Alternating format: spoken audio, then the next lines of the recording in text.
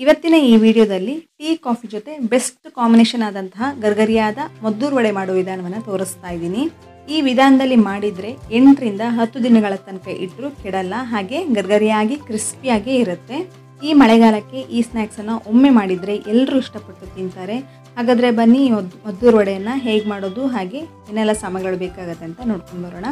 Hello friends, ನಮಸ್ತೆ. Shri magic ಕಿಚನ್ಗೆ ಸುಸ್ವಾಗತ. ಮೊದಲಿಗೆ ನಾನಿಲ್ಲಿ ಒಂದು ದಪ್ಪ ತಳದ ಪಾತ್ರೆಗೆ ಸುಮಾರು 2 ಟೇಬಲ್ ಸ್ಪೂನ್ ಆಗೋಷ್ಟು ಕಡಲೆ ಬೀಜವನ್ನು ಹಾಕಿಬಿಟ್ಟು ಚೆನ್ನಾಗಿ ಹುರ್ಕೊಳ್ತಾ ಇದ್ದೀನಿ. ಲೈಟಾಗಿ ಕಲರ್ ಚೇಂಜ್ ಆಗಬೇಕು, ಅಲ್ಲಿ ತನಕ ಈ ಕಡಲೆ ಬೀಜವನ್ನು ಚೆನ್ನಾಗಿ ಹುರ್ಕೊಳ್ಳಿ.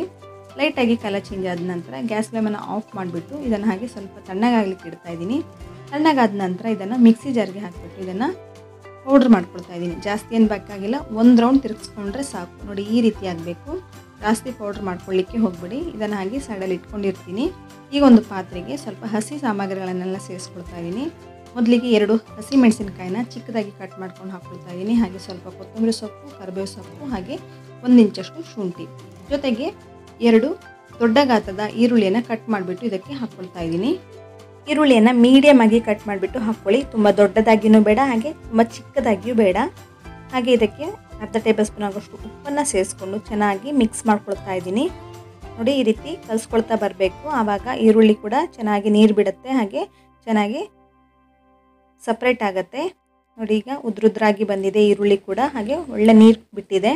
ಈ ರೆಸಿಪಿ ಮಾಡೋದಕ್ಕೆ ನಾನು ಜಾಸ್ತಿ ನೀರನ್ನು ಕೂಡ ಬಳಸ್ತಾ ಇಲ್ಲ. ಹಾಗಾಗಿ ನೀರುಳ್ಳಿನ ಚೆನ್ನಾಗಿ ಕೈಯಲ್ಲೇ ಈ ರೀತಿ ಮಾಡ್ಕೊಳ್ಳೋದ್ರಿಂದ ನೀರು ಕೂಡ ಚೆನ್ನಾಗಿ ಬಿಡುತ್ತೆ. ಇದಕ್ಕೀಗ ನಾನು ಸ್ವಲ್ಪ ಡ್ರೈ ಇಂಗ್ರೀಡಿಯೆಂಟ್ಸನ್ನು ಹಾಕ್ಕೊಳ್ತಾ ಇದ್ದೀನಿ. ಮೊದಲಿಗೆ 1 ಕಪ್ ಆಗೋಷ್ಟು ಮೈದಾ ಹಿಟ್ಟನ್ನು ಸೇರಿಸ್ಕೊಂಡಿದ್ದೀನಿ. ಹಾಗೆ ಅದೇ ಕಪ್ಪಲ್ಲಿ 1 ಕಪ್ ಆಗೋಷ್ಟು ಬಾಂಬೆ ರವೆಯನ್ನು ಹಾಕ್ಕೊಳ್ತಾ ಇದ್ದೀನಿ. ಆದಷ್ಟು ಮೀಡಿಯಮ್ ರವೆನೇ ಉಪಯೋಗಿಸಿ, ಚಿಕ್ಕ ರವೆಯನ್ನು ಉಪಯೋಗಿಸ್ಲಿಕ್ಕೆ ಹೋಗಬೇಡಿ, ಹಾಗೆ ದೊಡ್ಡ ರವೆಯನ್ನು ಕೂಡ ಉಪಯೋಗಿಸ್ಲಿಕ್ಕೆ ಹೋಗಬೇಡಿ. ಹಾಗೆ ಅರ್ಧ ಕಪ್ ಆಗೋಷ್ಟು ಅಕ್ಕಿ ಹಿಟ್ಟನ್ನು ಹಾಕ್ಕೊಳ್ತಾ ಇದ್ದೀನಿ. ಇಷ್ಟನ್ನು ಹಾಕಿಬಿಟ್ಟು ಚೆನ್ನಾಗಿ ಮಿಕ್ಸ್ ಮಾಡ್ಕೊಳ್ಳಿ.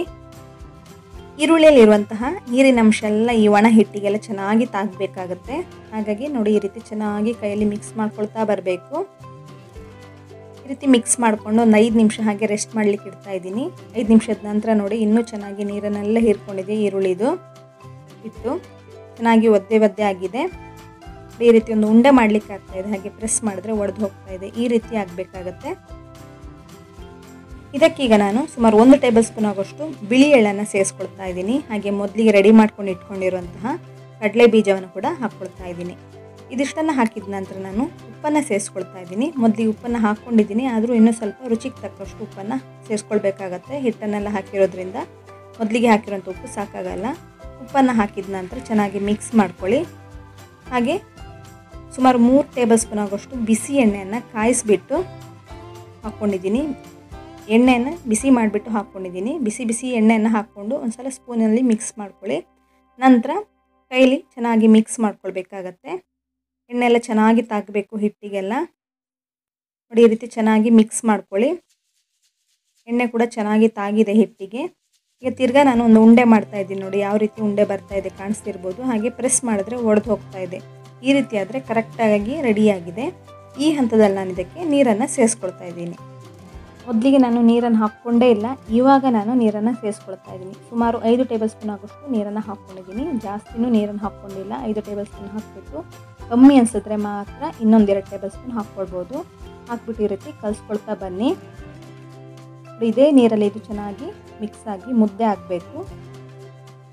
ಹಾಗಾಗಿ ಈ ರೀತಿ ಕಲಿಸ್ಕೊಳ್ತಾ ಬರ್ತಾ ಇದ್ದೀನಿ. ನೋಡಿ, ಈ ರೀತಿ ಒಂದು ಮುದ್ದೆ ರೀತಿ ಆಗ್ತಾ ಇದೆ. ಇಷ್ಟಾದರೆ ಸಾಕು, ಜಾಸ್ತಿ ನೀರನ್ನು ಹಾಕ್ಕೊಳ್ಳಿಕ್ಕೆ ಹೋಗಬೇಡಿ. ಈ ರೀತಿ ಒಂದು ಮುದ್ದೆ ಆದ ನಂತರ ಇದು ರೆಡಿ ಆಗುತ್ತೆ. ಈ ಹಿಟ್ಟಿಂದ ನಾವು ಮದ್ದೂರು ವಡೆಯನ್ನು ತಟ್ಕೊಳ್ಬೋದು. ಈಗ ಒಂದು ಬಟರ್ ಪೇಪರನ್ನು ತೊಗೊಳ್ತಾ ಇದ್ದೀನಿ. ಇದಕ್ಕೆ ಸ್ವಲ್ಪ ಎಣ್ಣೆಯನ್ನು ಸವರಿಟ್ಕೊಂಡಿದ್ದೀನಿ. ನೀವು ಬಟರ್ ಪೇಪರನ್ನು ತೊಗೊಳ್ಬೋದು, ಅಥವಾ ಬಾಳೆ ಎಲೆಯನ್ನು ತೊಗೊಳ್ಬೋದು, ಅಥವಾ ಎಣ್ಣೆ ಕವರ್ ಇದ್ದರೆ ಅದನ್ನು ಕೂಡ ಉಪಯೋಗಿಸ್ಕೊಳ್ಬೋದು. ಈಗ ಇದರಿಂದ ಉಂಡೆಗಳನ್ನು ಮಾಡಿಟ್ಕೊಳ್ತಾ ಇದ್ದೀನಿ. ಎಲ್ಲ ಮೀಡಿಯಮ್ ಸೈಜ್ ಆಗಿರುವಂಥ ಒಂದು ಉಂಡೆಯನ್ನು ರೆಡಿ ಮಾಡ್ಕೊಳ್ತಾ ಇದ್ದೀನಿ. ಚಪಾತಿ ಹಿಟ್ಟಿಗೆಲ್ಲ ನೀವು ಯಾವ ರೀತಿ ಉಂಡೆ ಮಾಡ್ಕೊಳ್ತೀರಾ ಆ ಸೈಜ್ ಇದ್ದರೆ ಸಾಕಾಗತ್ತೆ. ದೊಡ್ಡದಾಗಿ ಮಾಡ್ಕೊಳ್ತಿರೋದ್ರೆ ಇನ್ನು ಸ್ವಲ್ಪ ಜಾಸ್ತಿ ಹಿಟ್ಟನ್ನು ತೊಗೊಳ್ಳಿ. ಮೀಡಿಯಮ್ ಆಗಿ ಮಾಡ್ಕೊಳ್ಳೋದಾದರೆ ಈ ರೀತಿ ಇದ್ದರೆ ಸಾಕಾಗುತ್ತೆ. ಎಲ್ಲವನ್ನು ಮಾಡಿ ಇಟ್ಕೊಂಡ್ರೆ ನಿಮಗೆ ಸುಲಭ ಆಗುತ್ತೆ ತಟ್ಕೊಳ್ಳೋದಕ್ಕೆ. ಎಣ್ಣೆ ಸವರಿ ಇಟ್ಕೊಂಡಿರೋಂಥ ಬಟರ್ ಪೇಪರ್ ಮೇಲೆ ಉಂಡೆನ ಇಟ್ಬಿಟ್ಟು ಕೈಯಲ್ಲಿ ಪ್ರೆಸ್ ಮಾಡ್ಕೊಳ್ತಾ ಇದ್ದೀನಿ. ಕಾಣಿಸ್ತಿರ್ಬೋದು, ಈ ರೀತಿ ರೌಂಡಲ್ಲಿ ಪ್ರೆಸ್ ಮಾಡ್ಕೊಳ್ಳಿ. ಈ ರೀತಿ ಚೆನ್ನಾಗಿ ತಟ್ಕೊಳ್ಬೇಕಾಗತ್ತೆ. ತುಂಬ ತೆಳ್ಳಗಿನೂ ಬೇಡ, ಹಾಗೆ ತುಂಬ ದಪ್ಪಗಿನೂ ಬೇಡ, ಮೀಡಿಯಮ್ ಆಗಿ ಇದನ್ನು ತಟ್ಕೊಳ್ಬೇಕಾಗತ್ತೆ. ತುಂಬ ದಪ್ಪಗೆ ತಟ್ಕೊಂಡ್ರೆ ಚೆನ್ನಾಗಿ ಬೇಯಲ್ಲ ಎಣ್ಣೆಯಲ್ಲಿ, ಅದಕ್ಕೋಸ್ಕರ ಮೀಡಿಯಮ್ ಆಗಿ ತಟ್ಕೊಳ್ಳಿ. ನೋಡಿ ಈ ಸೈಜಲ್ಲಿ ಇರಬೇಕಾಗತ್ತೆ. ಇನ್ನೊಂದು ಮಾಡಿ ತೋರಿಸ್ತಾ ಇದ್ದೀನಿ, ಕಾಣಿಸ್ತಿರ್ಬೋದು. ಹೀಗೆ ಎಲ್ಲವನ್ನು ತಟ್ಕೊಳ್ಬೇಕಾಗತ್ತೆ. ಈ ರೀತಿ ಮೀಡಿಯಮ್ ಆಗಿ ತಟ್ಬಿಟ್ಟು ಒಂದು ಪ್ಲೇಟಲ್ಲಿ ಇಟ್ಕೊಳ್ಳಿ. ಎಣ್ಣೆ ಕಾಯಿಸ್ಲಿಕ್ಕೆ ಇಟ್ಟಿದ್ದೀನಿ, ಮೀಡಿಯಮ್ ಆಗಿ ಕಾಯಿಸ್ಕೊಂಡ್ರೆ ಸಾಕಾಗುತ್ತೆ. ಮೀಡಿಯಮ್ ಫ್ಲೇಮಲ್ಲೇ ಎಣ್ಣೆನ ಚೆನ್ನಾಗಿ ಕಾಯಿಸ್ಕೊಳ್ಳಿ. ಎಣ್ಣೆನ ಚೆನ್ನಾಗಿ ಕಾಯಿಸ್ಕೊಂಡ ನಂತರನೇ ಇದನ್ನು ಒಂದೊಂದಾಗಿ ಎಣ್ಣೆಯಲ್ಲಿ ಬಿಟ್ಕೊಳ್ಬೋದು. ತುಂಬ ಅಗಲವಾದ ಪಾತ್ರೆಯಲ್ಲಿ ಎಣ್ಣೆಯನ್ನು ಕಾಯಿಸ್ಕೊಂಡಿದ್ರೆ 2 ಅಥವಾ 3 ಒಂದೇ ಸಲ ಬಿಟ್ಕೊಳ್ಬೋದು. ನಾನಿಲ್ಲಿ ಚಿಕ್ಕ ಪಾತ್ರೆಯನ್ನು ತೊಗೊಂಡಿರೋದ್ರಿಂದ ಒಂದನ್ನು ಮಾತ್ರ ಎಣ್ಣೆಯಲ್ಲಿ ಕಾಯಿಸ್ಕೊಳ್ತಾ ಇದ್ದೀನಿ. ಎಣ್ಣೆ ಹಾಕಿದ ನಂತರ ಮುಟ್ಲಿಕ್ಕೆ ಹೋಗಬೇಡಿ. ಸ್ವಲ್ಪ ಹೊತ್ತಿನ ನಂತರ ಅದಾಗಿ ಸ್ವಲ್ಪ ಮೇಲೆ ಬರಲಿಕ್ಕೆ ಸ್ಟಾರ್ಟ್ ಆಗುತ್ತೆ, ಅದು ಗಟ್ಟಿ ಆಗುತ್ತೆ. ನೋಡಿ ಈಗ ಕಾಣಿಸ್ತಿರ್ಬೋದು, ಕಲರ್ ಕೂಡ ಚೇಂಜ್ ಆಗಿರೋದು ಕಾಣಿಸ್ತಾ ಇದೆ. ಈ ಹಂತದಲ್ಲಿ ನಾನು ಇದನ್ನು ಉಲ್ಟಾ ಹಾಕ್ಕೊಳ್ತಾ ಇದ್ದೀನಿ. 2 ಕಡೆ ಚೆನ್ನಾಗಿ ಬೇಯಬೇಕಾಗತ್ತೆ. ಲೈಟಾಗಿ ಗೋಲ್ಡನ್ ಬ್ರೌನ್ ಕಲರ್ ಬರೋ ತನಕ ಚೆನ್ನಾಗಿ ಕಾಯಿಸ್ಕೊಳ್ಳಿ. ತುಂಬ ಕ್ರಿಸ್ಪಿಯಾಗಿ ಬರುತ್ತೆ ಚೆನ್ನಾಗಿ ಕಾಯಿಸ್ಕೊಳ್ಳೋದ್ರಿಂದ. ಗರಿಯಾಗಿರುತ್ತೆ, ಎಣ್ಣೆಯಲ್ಲಿ ಚೆನ್ನಾಗಿ ಕಾಯಿಸ್ಕೊಳ್ಬೇಕಾಗತ್ತೆ. ಲೈಟ್ ಗೋಲ್ಡನ್ ಬ್ರೌನ್ ಕಲರ್ ಬಂದ ನಂತರನೇ ಎಣ್ಣೆಯಿಂದ ತೆಗೀರಿ. ನೋಡಿ ಈಗ ಕಾಣಿಸ್ತಿರ್ಬೋದು, ಒಳ್ಳೆ ಕಲರ್ ಬಂದಿದೆ, ಲೈಟಾಗಿ ಗೋಲ್ಡನ್ ಬ್ರೌನ್ ಬಂದಿದೆ. ಈ ಹಂತದಲ್ಲಿ ನಾನು ಎಣ್ಣೆಯಿಂದ ತೆಗಿತಾ ಇದ್ದೀನಿ. ಎಣ್ಣೆಯಿಂದ ತೆಗೆದು ಒಂದು ಪ್ಲೇಟಿಗೆ ಹಾಕ್ಕೊಳ್ತಾ ಇದ್ದೀನಿ. ಪ್ಲೇಟ್ ಮೇಲ್ಗಡೆ ನಾನು ಟಿಶ್ಯೂ ಪೇಪರನ್ನು ಹಾಕ್ಕೊಂಡಿದ್ದೀನಿ. ಟಿಶ್ಯೂ ಪೇಪರ್ ಹಾಕೊಳ್ಳೋದ್ರಿಂದ ಎಕ್ಸ್ಟ್ರಾ ಎಣ್ಣೆ ಎಲ್ಲ ಇದ್ದರೆ ಚೆನ್ನಾಗಿ ಹೀರ್ಕೊಳ್ಳುತ್ತೆ. ಇದೇ ರೀತಿ ಇನ್ನೊಂದು ಮಾಡಿ ತೋರಿಸ್ತಾ ಇದ್ದೀನಿ. ಎಣ್ಣೆಗೆ ಹಾಕಿದ ನಂತರ ಕೂಡಲೇ ಮುಟ್ಲಿಕ್ಕೆ ಹೋಗಬೇಡಿ. ಅದಾಗಿ ಸ್ವಲ್ಪ ಹೊತ್ತಿನ ನಂತರ ಮೇಲ್ಗಡೆ ಬರಲಿಕ್ಕೆ ಸ್ಟಾರ್ಟ್ ಆಗುತ್ತೆ. ನಂತರ ಇದನ್ನು ಉಲ್ಟಾ ಹಾಕ್ಕೊಳ್ಳಿ. ನೋಡಿ ಕಾಣಿಸ್ತಿರ್ಬೋದು, ಲೈಟಾಗಿ ಕಲರ್ ಚೇಂಜ್ ಆದ ನಂತರನೇ ನಾನು ಉಲ್ಟಾ ಹಾಕ್ಕೊಂಡಿದ್ದೀನಿ. 2 ಕಡೆ ಚೆನ್ನಾಗಿ ಬೆಂದ ನಂತರ ಪ್ಲೇಟ್ಗೆ ಹಾಕ್ಕೊಂಡ್ರೆ ಇದು ರೆಡಿ ಆಗುತ್ತೆ. ಗ್ಯಾಸ್ ಫ್ಲೇಮನ್ನು ಹೈ ಫ್ಲೇಮಲ್ಲಿ ಇಟ್ಕೊಂಡು ಕಾಯಿಸ್ಕೊಳ್ಳಿಕ್ಕೆ ಹೋಗಬೇಡಿ, ಯಾಕೆಂದರೆ ಹೊರಗಡೆ ಒಳ್ಳೆ ಕಲರ್ ಬರುತ್ತೆ, ಆದರೆ ಒಳಗಡೆ ಚೆನ್ನಾಗಿ ಬೆಂದಿರಲ್ಲ. ಮೀಡಿಯಮ್ ಫ್ಲೇಮಲ್ಲಿ ಇಟ್ಕೊಂಡು ಬೇಯಿಸ್ಕೊಂಡ್ರೆ ಚೆನ್ನಾಗಿ ಕಲರ್ ಕೂಡ ಬರುತ್ತೆ, ಹಾಗೆ ಒಳಗಡೆ ಕೂಡ ಚೆನ್ನಾಗಿ ಬೆಂದಿರುತ್ತೆ. ಒಳ್ಳೆ ಗರಿಗರಿಯಾಗಿ ಮದ್ದೂರು ವಡೆ ಕೂಡ ರೆಡಿ ಆಗುತ್ತೆ.